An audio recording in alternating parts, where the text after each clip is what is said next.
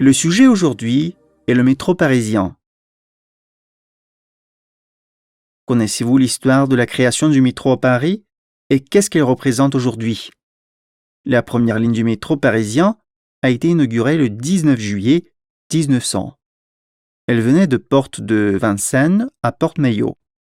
Avant la Seconde Guerre mondiale, le réseau a atteint 14 lignes. 2 décennies après la guerre, de nouveaux prolongements en banlieue apportent un renouveau au métro. Au début du XXIe siècle, le métro à Paris a connu l'automatisation intégrale. À l'époque actuelle, le métro parisien compte 16 lignes, plus de 300 stations et un grand nombre d'usagers par jour. Avec ses rues, ses boutiques et ses 44 000 employés, il constitue une véritable ville sous la ville. Alors, pourquoi voyager en métro? Quels en sont les avantages par rapport aux autres moyens de transport?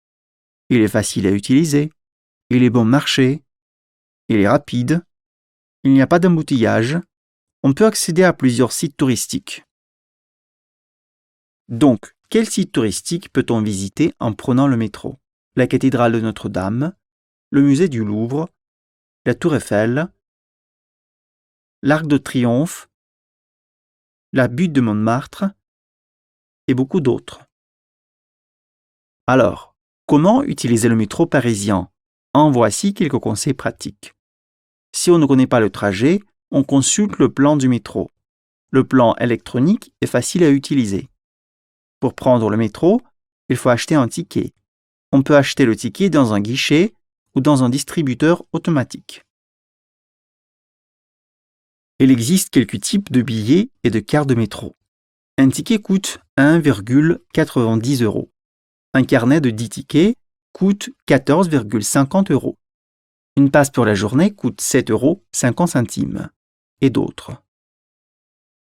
En parlant de l'utilisation du métro, on emploie des mots et des expressions suivantes. Prendre une direction, attendre le train sur le quai, monter dans le train, descendre du train, faire une correspondance, un changement, on prend la sortie. Maintenant, tu peux parler du métro, de ses avantages par rapport à d'autres moyens de transport. Pour cela, essaie de répondre aux questions suivantes. N'oublie pas d'utiliser des mots nouveaux. Utilises-tu souvent le métro? Quelle ligne prends-tu le plus souvent?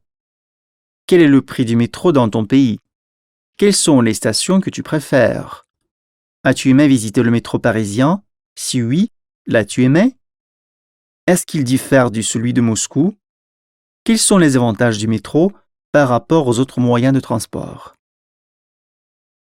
Si tu n'es pas sûr que le métro est un moyen de transport le plus commode, tu peux le dire en employant le subjonctif. Voici les règles de formation du subjonctif. Fais attention aux exceptions.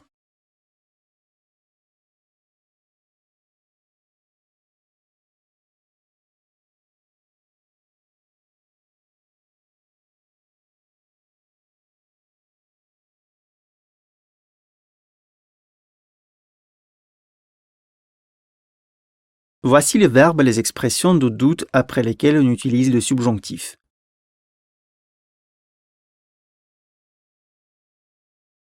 Observe les exemples de l'emploi du subjonctif après ces verbes et expressions. Il est faux qu'il parte demain. Il n'est pas vrai qu'il soit menteuse. Il est incroyable que vous puissiez nous quitter. Je doute fort qu'il veuille devenir médecin. Maintenant, tu es capable d'exprimer non seulement la certitude, mais aussi douter des avantages de tel moyen de transport qu'est le métro. Sois attentif en employant les formes du subjonctif. Bonne continuation.